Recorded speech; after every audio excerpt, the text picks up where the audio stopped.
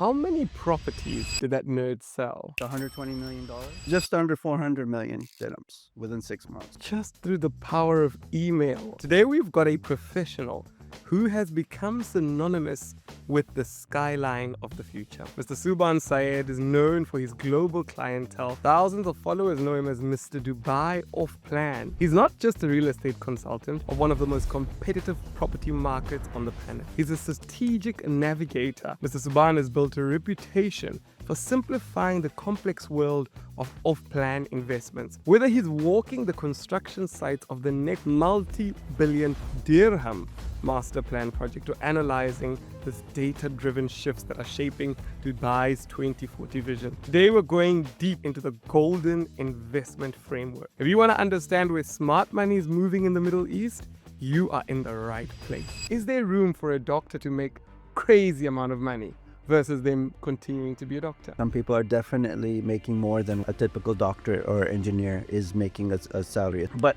it's really not that simple. The road to success is filled with blood, tears, and sweat. Here in the real estate industry, it's you versus the situation. I met a billionaire. He told me the leadership of the UAE, they've got a money train, right? So they're moving. This money train and the leadership is moving. What I'm going to do is just follow that train. Exactly. Right? Do you not, though, however, think that perhaps the pretty people in the real estate agency market have gotten to a point where they're winning because they're selling a product in a way that is appealing to the market? Do you not think that the method is winning?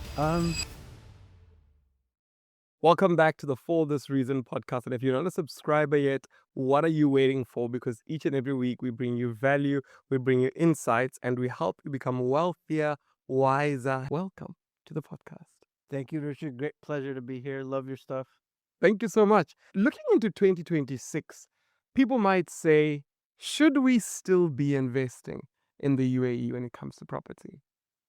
Well, it really depends on the personal circumstances of an individual. Maybe investing in Dubai is not the right move for that particular individual. There's a lot of things that you could do with your capital. And in Dubai properties, investing in properties outside of stocks and bonds and ETFs happens to be one of the most popular investment vehicle here in the UAE. So it really depends on the individual. I mean, you being in property, a lot of people want to know, where did the journey all start? Where did it begin for you?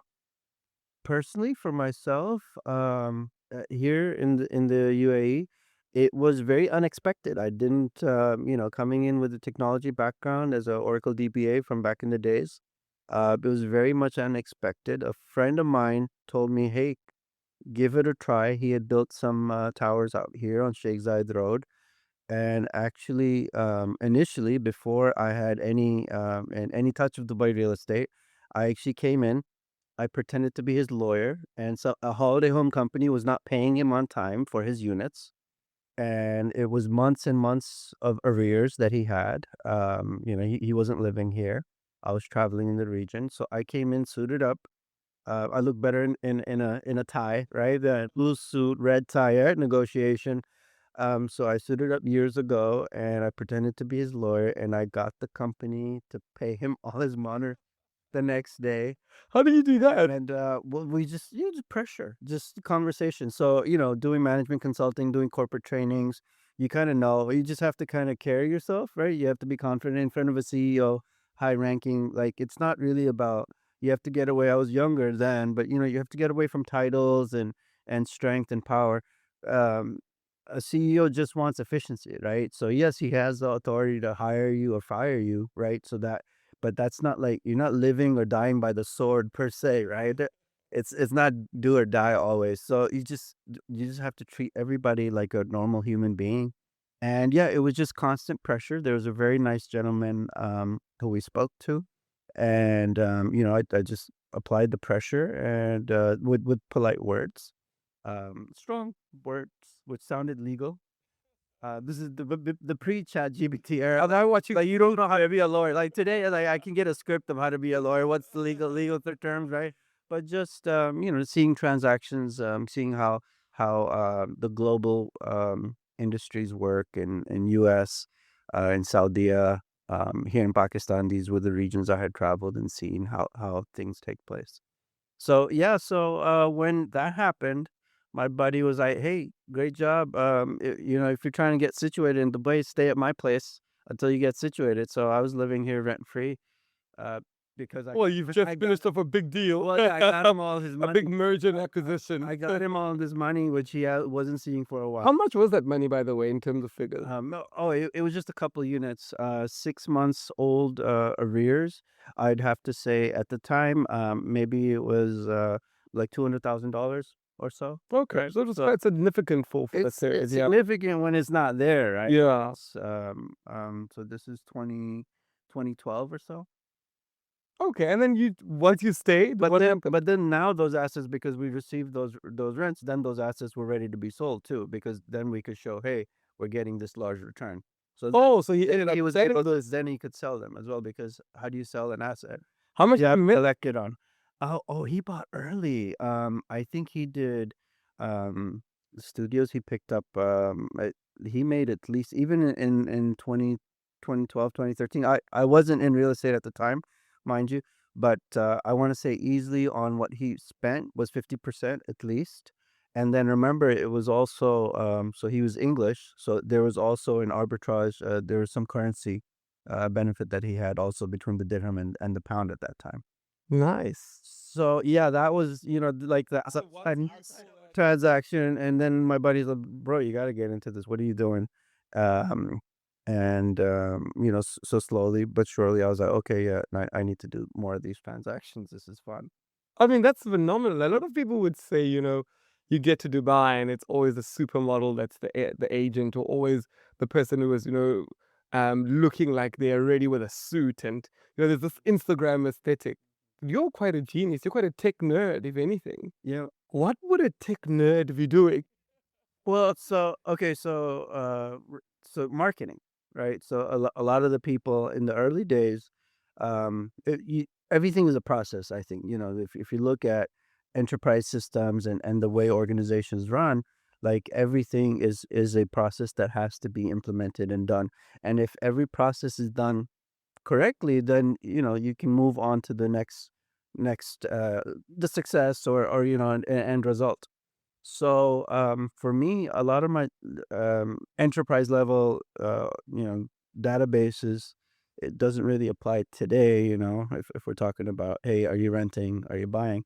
Um, but the processes and procedures and the discipline within the corporate environment is what helped me individually, and then implementing those processes and procedures within the organization. But yeah, marketing, right?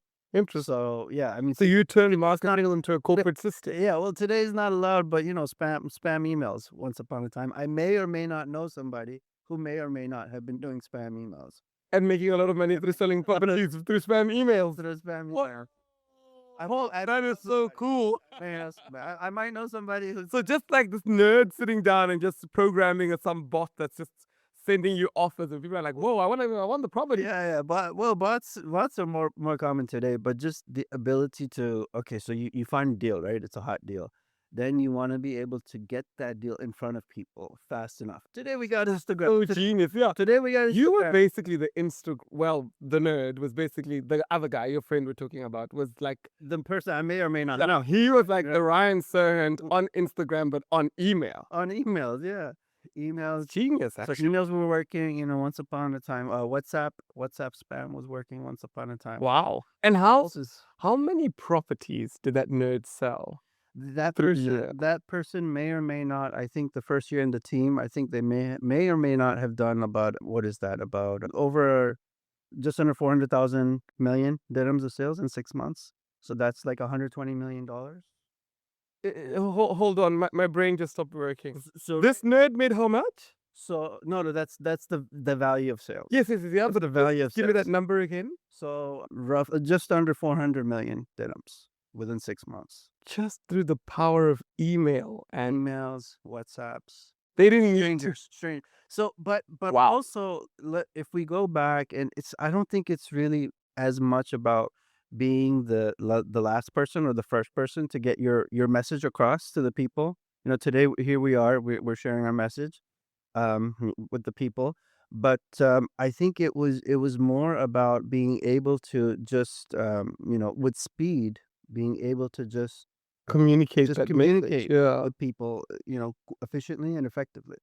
And I'm sorry. So the point I was trying to make is it wasn't about the speed. It Yeah. was more about the trust of the of the play, right? Yes, It yeah. The, wasn't the like region was booming at right. that I point. wasn't sending in emails like, "Trust me, bro. Just trust me, bro. Here's my personal bank account details. Go for it, bro." So yeah, of course, we weren't sitting at the beach and having mai tais doing this, right? We were saying, "Oh, hey, here's a project. It's coming up. Here's a parcel of land. It's distressed." Um, and You so must so have that made a that was lot of people very wealthy if you sold them property that early on because they were able to resell the if early they wished to. early days were good. So if you're looking at the old MR downtown prices, um, You sold that? some of the old downtown, not all of them are, not Burj Khalifa, but yeah. So if we're looking at 2012, 2013, downtown Dubai, Business Bay, it was very different. The landscape was very different. I mean, the prices of one bedrooms were like the prices of studios today, right? So prices of three bedrooms have doubled and tripled since 20, That's what I'm saying. You made a 2012, lot of 2013. people very So rich there's a bunch of people who are very happy, with and we've done a lot of good business. So I was just able to scale, um, and so one of the most interesting things I remember people would come, back in the day. Oh, they're like, oh, I just got a little bit of money, and they're trying to buy a studio. One of the guys had like eventually when we got to know him, that was the first conversation. When we got to know him, he's like, oh yeah, I got 10 billion dirhams in the bank account.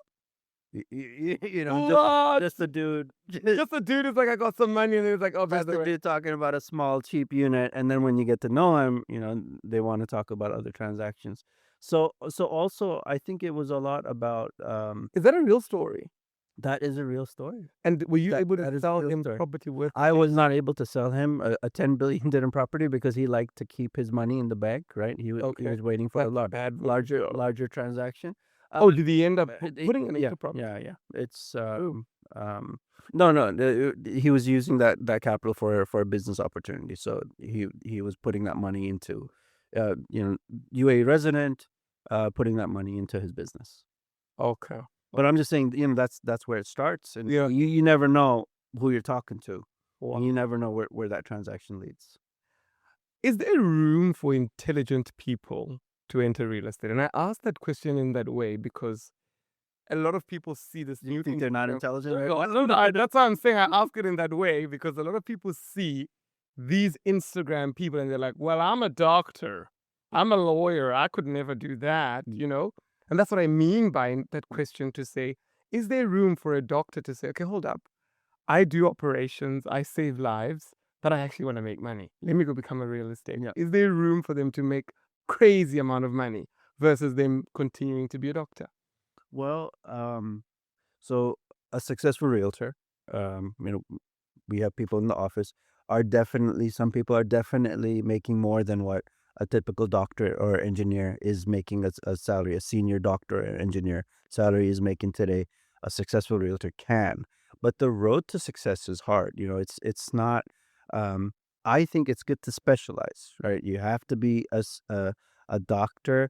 Need to be a specialist in your field. Much like, if I'm coming in for brain surgery for my kid, hey, I want one of the best, right? And that's my kid.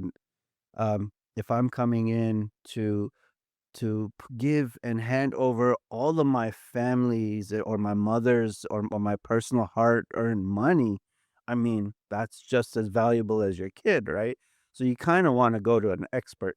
But no, definitely, I do. There is a dentist, with a practice, and he does like to refer some of his clientele. He's not a realtor, but some of his global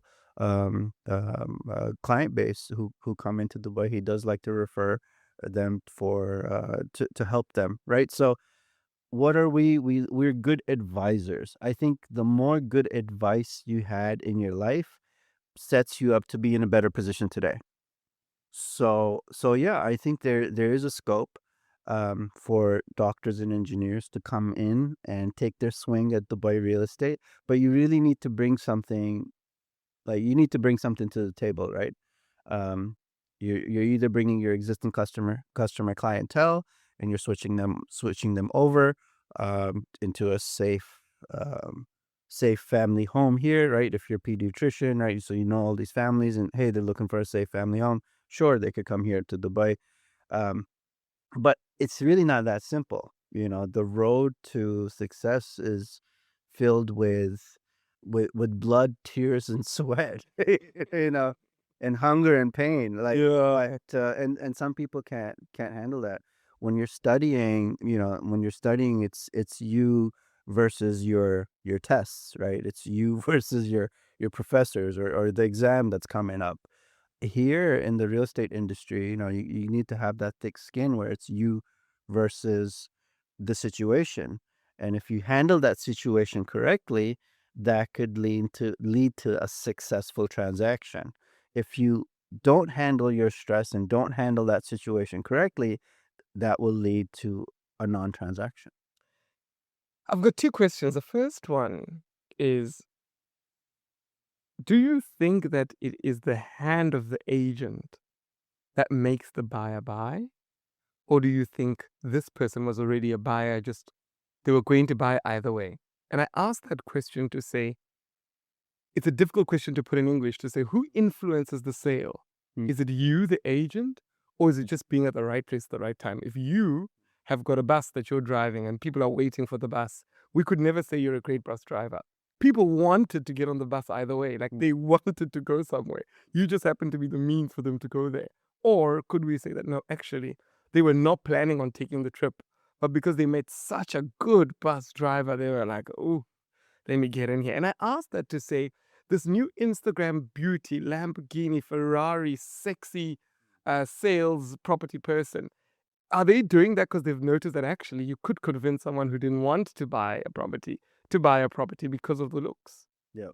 That's a lot of questions, packed inside Yeah, that's one. what I said. I've got That two there's a questions. lot of questions, but no, there's a lot of ways to even dissect that. Yeah. So, I mean, just to start peeling that onion, right? And just in no particular order. Um, if people are looking online and looking at the watch and the looks and the cars, well, that is a certain type of buyer, and that's going to attract a certain type of buyer. Um, Personally, I like to think the sophisticated buyer is not really, they really don't care about what type of car you drive, right? They don't care about, are you a good looking guy or a good looking girl? They're gonna really care about what you're bringing to the table in terms of the product or the service that you're providing. Now, when the big developers do their big launches, you've seen them, you've heard about it. It's in the newspaper. 1 billion sold in a day. 10 billion in a day. 600 units sold in a day, right?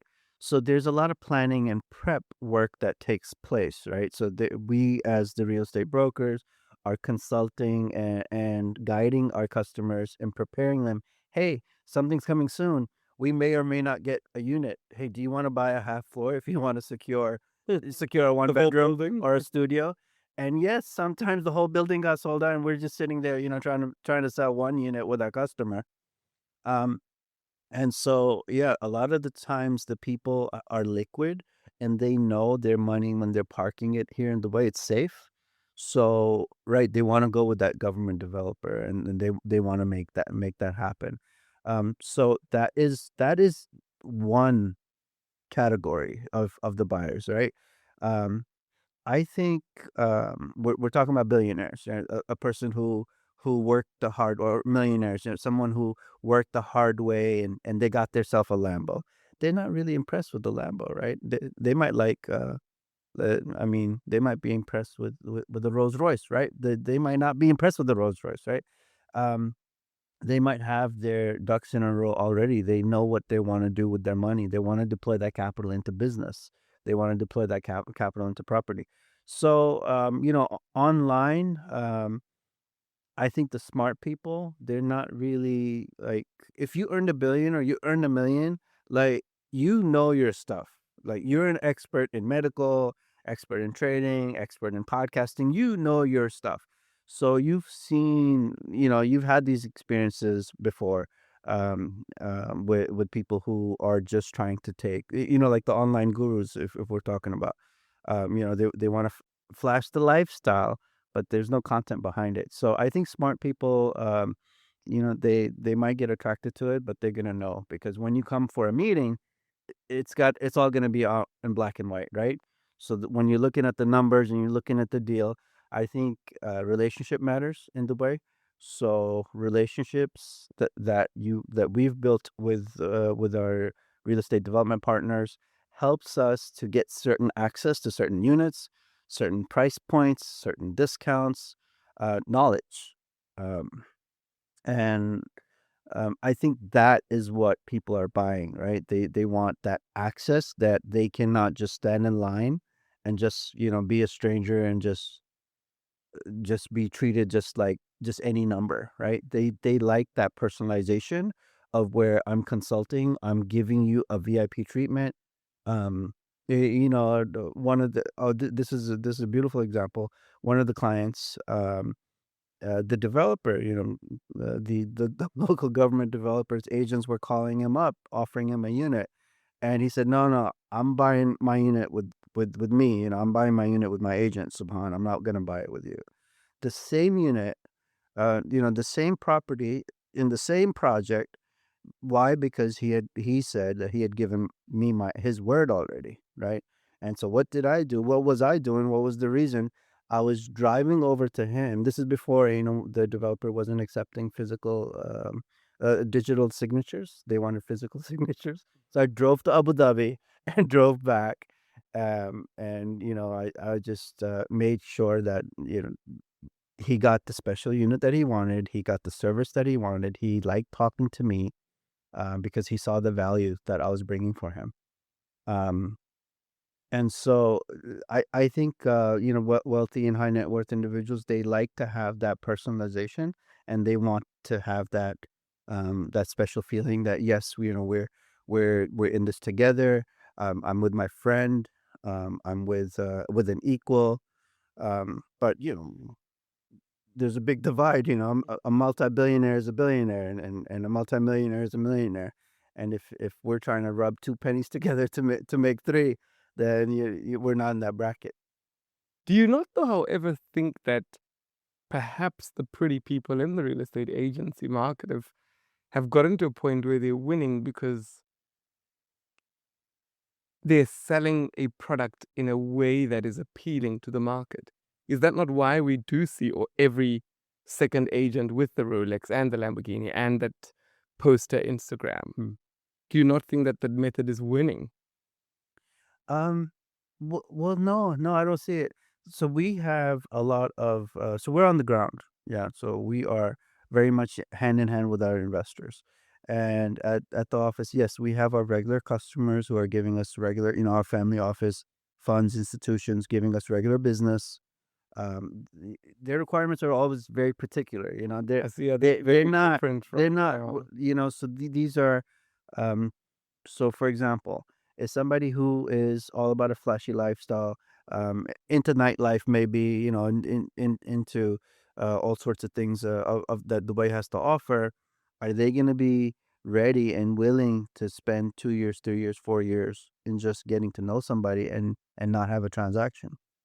We've done these things for some of the leading regional GCC family offices, where they want to get to know you, they want to know your life story, they want to get to meet your wife. You meet their wife, you meet their kids, and they introduce you to their kids as, oh, this is your uncle, this is your uncle, oh, this is my friend, and so the people really want to have that investment.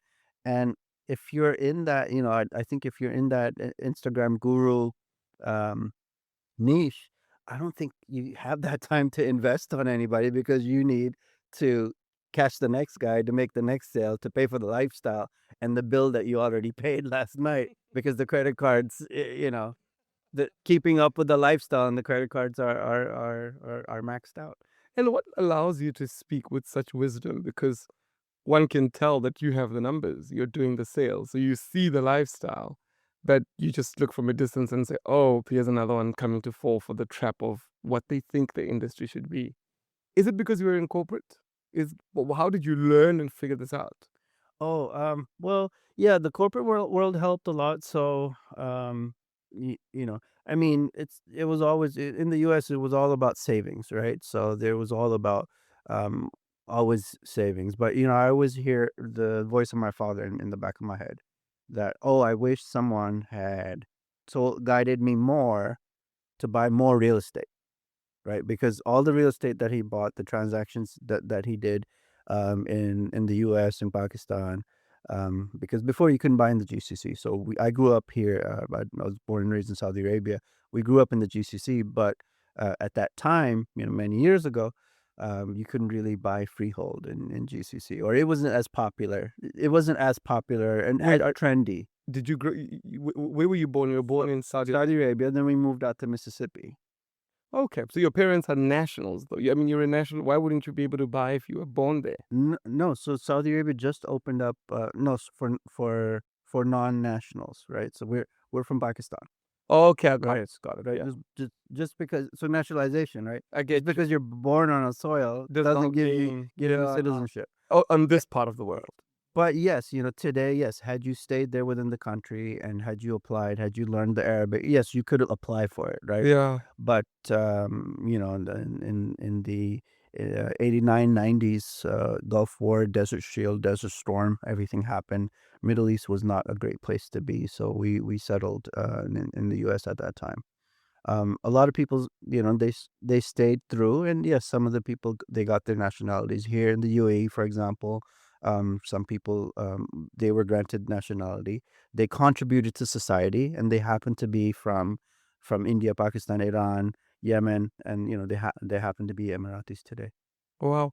In terms of, your understanding of Pakistan, India, and the way that they are now all investing in the UAE, I have a very interesting question. I spoke to a gentleman who's quite wealthy, and I said to him, "You must have a lot of property in Pakistan." And he looked at me in this weird, odd way and said, "No, why?" And I said, "Why wouldn't you?" And he was like, "You don't get it." What is it that I don't get? So I don't know his circumstances, but a lot of the wealthy Pakistanis that I know, they have a lot of significant wealth in Pakistan. Great place to make money. A lot of the Indian investors here, they still have a lot of their wealth in India.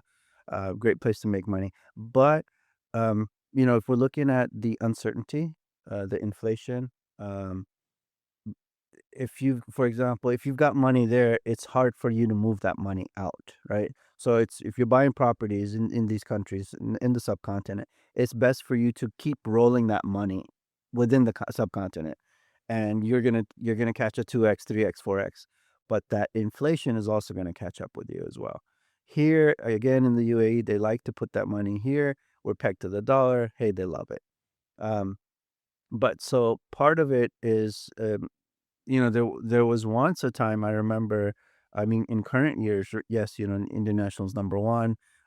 Certain years, Pakistani nationals have been in the top three, number one as well, top five. But currently, Indian economy is booming as well. A lot of the expat, if we look at the tech guys, right, a lot of the guys are happy to live within India and earn dollars by working remotely, right, or within India for booming Indian companies. So you've got a lot of different things going on right now. But for anybody in the GCC, any person from the subcontinent, if you're in the GCC, just now Saudi opened up. Yes, Oman's open as well. But if you're in the GCC and all of the Middle East, definitely Dubai was the first. And a lot of that money is still going to be coming here because the children of these individuals, where do these individuals want their kids and their grandchildren to grow up, right? They want that safety and security. If you're in India, Pakistan, in a lot in Africa, in Europe, um, the level of safety that you may require, if you are in the top 1%, again, you can't be wearing whatever watch, you can't be driving whatever you do become a target, right? So if you don't have the security systems, if you don't have your inroads with the governments, it's quite hard to live in these countries. So I do feel some of my customers, they do, they may be wealthy. The chairmans of the group are quite wealthy, and the chairman might be very well entrenched, but their CEO, their son, is global, and he's based out of their Dubai office. They're still managing their empire, but Dubai is the future home for their kids to be working out of, and they still have their global businesses. So again, Singapore is still on top, UK still on top, right? So you could be from the subcontinent, but you're going to be doing business in Africa, you're going to be doing business in the Far East, you're going to be doing business in Europe, and Dubai is that hub where you want your grandchildren to be. Very interesting. I mean, you speak of family offices, and I believe that you attract a lot of that. How does that work? If I'm a family office out there and I'm saying, look, we're looking into property, how do we get involved in that? Well, so there's what came first, the chicken or the egg, right?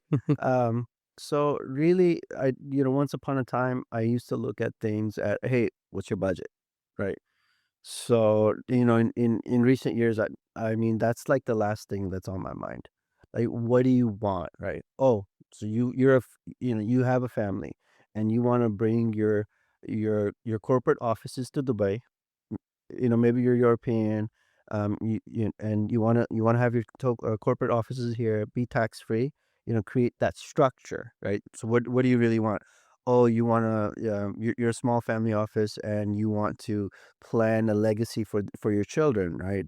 So what's the structure that you want? Maybe you need a trust structure, right? And the trust is giving salaries to the children, and the properties are owned within the trust.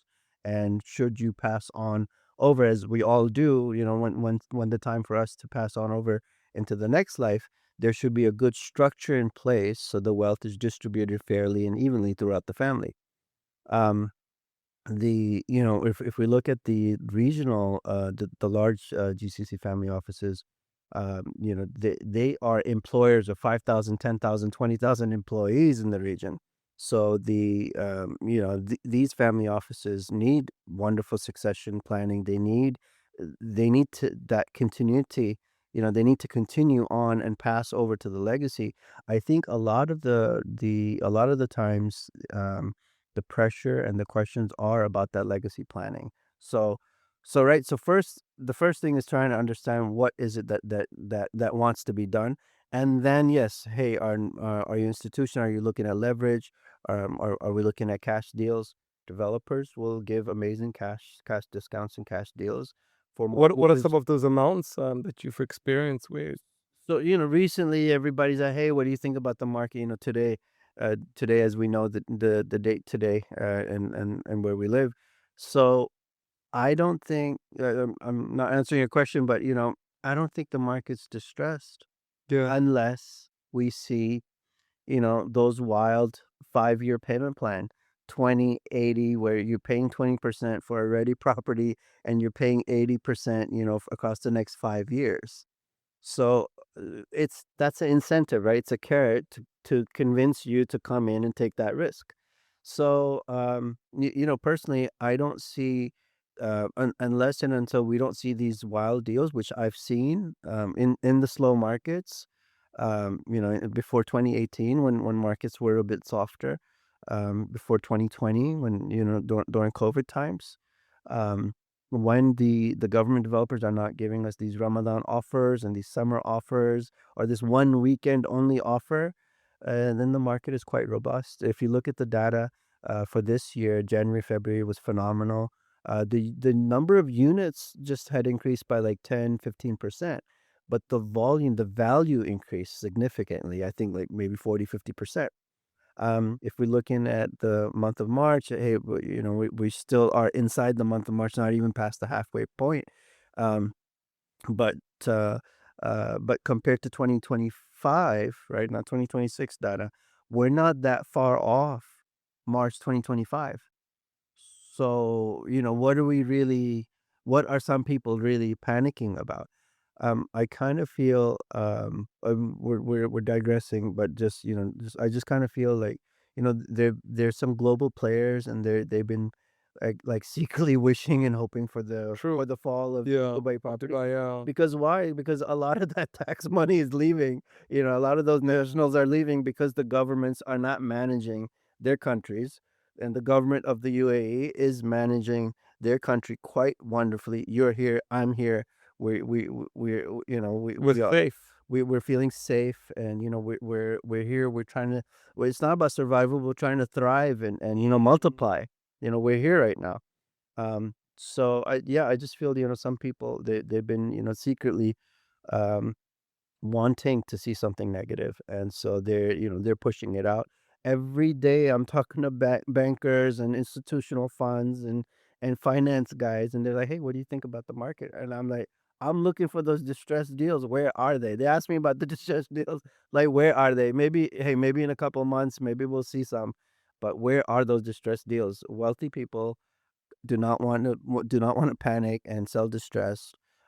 All the wealthy people I know, and even the some of my clients who they bought their first property here in Dubai, not panicked. Mm. They're relaxed. Um, and this is the start. This is the start of March here. The year has many months to go, but I feel that the same thing will prevail as in 2025. We prevailed, just like we prevailed during COVID. Just as we saw in a lot of the other regional conflicts. There's something always going on in the Middle East, and Dubai has always found a way to overcome that, whether it's health related, whether it's a finance related thing, whether it's a tech related thing, or whether it's a geopolitical related thing. That's true. That's so profound. And I agree with you to say that I think the region has proven itself again and again and come back stronger. So that strength coming up, actually, I think the reason why people are asking about distressed deals, I said that's such a good sign because it means people know after a year or two, the market's raging again. Mm. So the fact that people are asking clearly shows that they're aware of. And I think the deals are just not coming up because people can see what's going on. In terms of, looking into the outlook of what the market looks like as it matures, people are sort of saying we see off plan, but now there's a secondary market and, there's now rentals. We know people don't pay checks anymore. And what do you see in the future in terms of maturity of the market? I think so. So the current hit, I feel the holiday homes, the people who are renting to rent, I think that they're gonna take a hit. So we have offices inside of hotels, right? So some of the resorts and some of the hotels in Dubai. So we see the people, on the day-to-day basis. So yeah, definitely when there's not if you have a holiday home, if you're working like a hotel, and there's not a new inflow of new guests coming in, yeah, your business is gonna hurt. So yeah, the holiday home, the renters who rent, um, I think that business model is gonna take a hit. Some of the client base, that we have, they're like, "Hey, I like boring one checks," or, "Hey, okay, fine, I wanna live a little on the edge. Hey, I'll take 12 checks." A lot of our customers are not into holiday homes. They don't like and remember in my first experience of Dubai real estate, Was hey, someone who couldn't, yeah. and some people do ask me like, "Hey, what's your experience?" And I share that my first experience with Dubai real estate. I'm not supposed to be here. My friend needed help, and here I am with a lawyer. Here I am. I'm helping more people. I saw a niche, right? There's a niche of being straightforward. There's a niche of being black and white, and there's a niche to give a good service. Yeah. So that's why I'm sitting in front of you. And so, yeah, some people, like I said, they like to live on the edge, and some people don't. So that's going to be, I think, one of the models that's going to be interesting to see. Um, Safety and security. I do hope there's a rent correction. If you guys hate, so I hope your rents are reduced. Mm. But currently, again, when we're looking at the data, we're not seeing much movement. We're seeing people are renewing the old rents, and the new rents are not happening as much because why are you gonna want to lose that old contract? Your old contract is gonna tie you into a lower rent. If you get a new contract in a new building, well, it's going to be today's markets, not 3 years ago or 5 years ago market value. So why are you going to do that to yourself? Yeah. Yes, unless you're moving to a new neighborhood, your family grew, right? So you need to expand, you need more space, or the family shrunk, right? So people moved, and now you need to shrink down too because the kids are off to college, and hey, you just need a two-bedroom. Wow. I love the fact that you've got a decade of experience. It truly comes through in your way that you understand the long term market. So, here on the podcast, we support the Umpo Foundation, where we challenge entrepreneurs like yourself to donate and give back, but we also say, give us a challenge. Mm. So, you can say, right, for every 100 views, I'd like to donate a certain amount to the foundation. So, the challenge is up to you now. What are you willing to Well, challenge us with? I'd love to do charity. It's the month of Ramadan. I'm always doing charity. I see some of the people over here, some big spenders here. Yeah, yeah. What does the Empa Foundation do? So we support the Nelson Mandela Children's Home. So I come from South Africa, the land of Nelson Mandela, where he believes that every child is your child. So we've got orphan-headed homes, we've got orphanages as well that we support, and we also take kids to school as well. Oh, wonderful. So education is very important. And I have a soft spot for that niche. You guys are doing some really good work. Thank you. So yeah, happy to donate 10,000 dirhams. Thank you. But to make it fun, for the Good viewers, challenge. right? Yes. So we're gonna be doing 10,000 dirhams once we hit how many? Give us the subscribers. How many likes Let's and hearts do we need? let's do 5,000 viewers. Okay, wonderful. Happy with that. 5,000 guys, let's rank this up. 5,000 viewers. We're getting 10,000 dirhams to support the young children back Let's in help the children, guys. Let's help the Thank you. children. Let's get the views up. Thank you so much. I mean, looking at, the Dubai market, a lot of people talk about residential. And there's now this new shift where people are saying, can we get our hands on commercial? Someone like yourself has been here for 10 years. Is there opening for commercial? I think there's confusion in the market as to people have said, but these master planners only sell residential. They don't give up commercial. Is commercial becoming a thing today? Commercial's huge. If you look at all the developers who are selling commercial spaces, in recent months, I think the data from February, had the growth of commercial had outpaced residential. Now the volume is still more, right? But we're talking about growth year on year. Oh, wow. Sorry, just touch a bit on that. So year-on-year growth for commercial. Commercial's been more, but look at all the Oh, launches that we've had for commercial. All the mid-tier and the top-tier developers are releasing commercial spaces, but we see also commercial real estate with the big government, in the malls, there's nothing available to buy. It's only available to rent. So there is that divide, right? I mean, that's a big revenue and revenue generation for the developers. But the smaller tier developers have come in and they're doing luxury offices, smart offices, really innovative stuff. I'm talking about you're driving up and the doors opening up because your number plate, your bills are paid up, of course, but hey, it tags your number plate, boom, it opens up your office, the lights are on, the cooling system, heating system wow. is up to your spec because hey, that's because it knows, right? You have entered the building. And so these smart offices and the integrations which are coming in, people are really going for that. And commercial office space and commercial retail spaces within those units has really come up. I think in the coming years now, right? So that's a trend. So I don't know if that's going to So be luxury. continuing. So Dubai always pushed luxury penthouses, luxury villas. So now we're moving into luxury We commercial. got luxury commercial offices. But still, hey, you're gonna still need that corner shop, right? Like So yeah, you still got corner shop is still great. You get your milk and get your essentials there. You're gonna always need your local corner shop, but that is gonna be an interesting market to look at. But for me, I'm looking at more and more payment plans. I want to see more. Um, right now where I'm not seeing it. Right, I'm seeing some developers give a 4% DLD waiver. Okay, big deal. It used to be one of the basic things one of the government guys used to do, back in the 2010s. This was just the staple thing that they would do, right? They launch a project, hey, 4% is on us. Um, so I mean, it's built into the price, but yeah. it's right, so it's not out of pocket. Everything is built in, right? It's always built in. Someone is always paying for it, but I want to see I want to see that come back, because that's going to bring in new money and new buyers. And much like when we talked about when I came out here, right? These were the offers back in the day that we would see. And so then there's going to be a new cycle of people who are going to make money, right? And so then in 5 to 10 years, you're going to see that wealth dispersed again, and then more population come again, and the cycle will continue.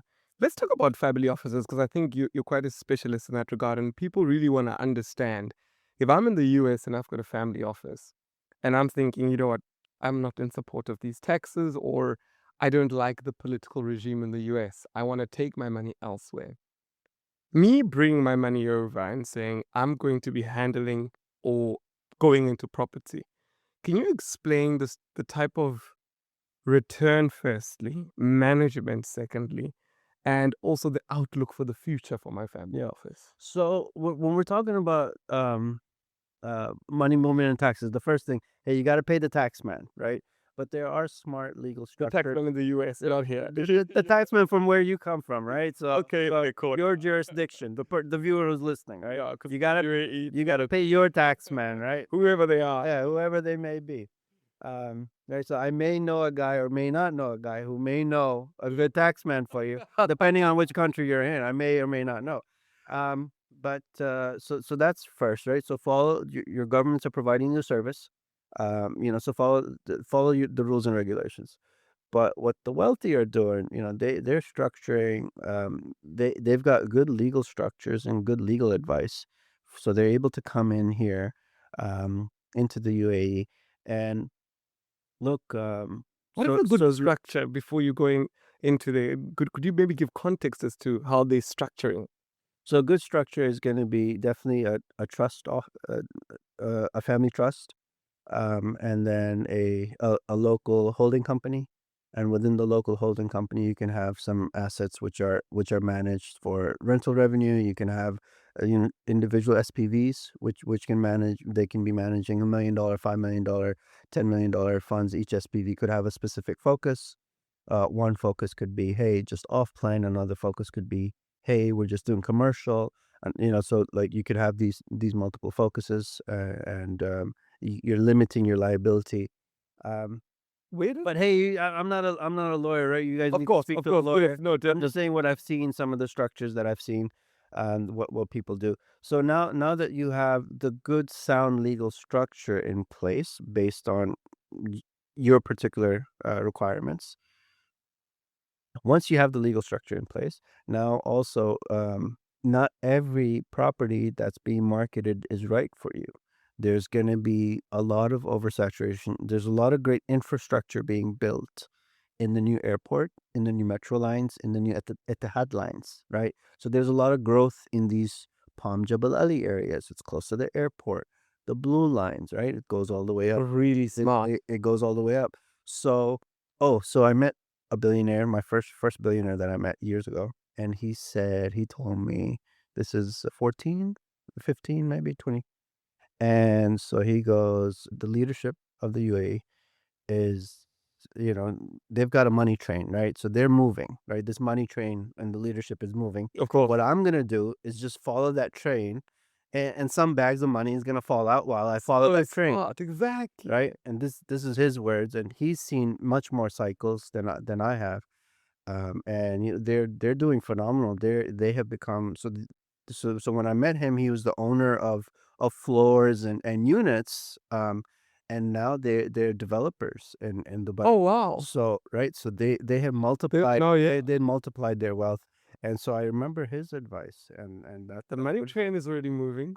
Follow the. follow Is there a new airport? Follow the new airport. follow it, right? So that marketing engine, the leadership here in the UAE, that engine is moving. The infrastructure is coming in. And this So is just the advice that follow the you would not, infrastructure. you would not get this from the Russian Lamborghini driving estate agent. They would sort of sell you the penthouse that might depreciate over time. But what you're saying is very key to say you want to follow where the infrastructure is going. Because whenever new people come into any city, if Tesla's moving the head office, the first thing they'll ask is, I don't want to sit in traffic. Where is the closest reliable public infrastructure that is safe that I can use? And you're very right. Airport is one of those questions. DFC2 is coming. You know, DFC2 is coming, right? We're talking about twice the size of the existing DFC. There's a lot of, right? That's a financial infrastructure. City Walk 2 is coming, right? The park is getting bigger. The buildings are getting larger. You know, there's going to be more infrastructure coming in here as well. So there's all these little smart little plays. So it really comes down to, you know, what's your threshold? Do you have the ability to not panic? If you have the ability to not panic, luxury properties have historically done a 2 to 3x from off plan to delivery, right? So, yes, today today may not seem that history will repeat itself, but trust me, history the cycles do repeat themselves. It might not happen in 3, it might take a year longer, hey, it might take 10 years longer, but the cycles will always repeat themselves. The Indian families have been very poignant on our children must go to school, they must buy property in London, they must buy property. But now we're slowly seeing a new generation of Indian investors saying, hold on, the London we were told might actually be Dubai. I want you to talk about that, to say, why is it that the Indian community has been structured that way? What is it about property that they've understood that many other communities have not? Because I've often heard different communities sort of prioritize different things. But in the Indian community, it's always been the buy property. Now, maybe if you look at London property at the moment, it's mostly owned by the Indian community. Is there a secret that the Indian community has there? Well, no, I think it's just wealth preservation. So you know, when you're talking about, um, I mean, so again, if we're coming back to the Instagram example, how many people from the Indian community do we see wearing gold, right, or silver, right, like actual wealthy jewelry, and then how many people do we see not wearing the actual gold and silver? So I think a lot of the wealth and the habits are taught from a young age, but I think when you see those patterns, regardless of the community, when you see those patterns of wealth generation and wealth preservation, real estate is always going to be a number one method. If we're looking at the billionaires in the world, a lot of them, right? They've got large banks of real estate. Look at Amazon. They're sitting on a lot of real estate. Oh, I didn't know Even- that. e- Amazon. Amazon is owning these warehouses. Not Oh, okay, the warehouses here. not everything not everything is leased out. The campuses, the offices, right? They're owned by the corporations. Right. So the old McDonald's, Yeah, we've all heard the McDonald's story. the McDonald's story, Their real right? estate is worth more than some of their. The actual business. Yeah. So the companies are leasing back that business back, to them. So those are residual incomes, and so I think across multiple cultures, we've seen, also, I mean, just look there. There's a number of billionaires from India, of Indian origin here in the Middle East. We see Mr. Shobha, the director of Shobha, Mr. PC Menon. He's of Indian origin, Omani national. But so we're seeing and bombarded with a lot of that, right? It's in our face. So London doesn't have that appeal that it used to have, whereas Dubai still has that appeal where the children of the wealthy are able to get that job. They can be a lawyer, they can be an advisor, they can be a doctor, they can be an engineer. The children of that, right, the generation, they feel that Dubai suits them if it's a little closer to what they know, multicultural society, and they feel that, hey, why can't we all just get along here? I love that answer. We've got some signature questions that we ask all our guests, and these questions are made to really make you reflect, but also give us some insights about you.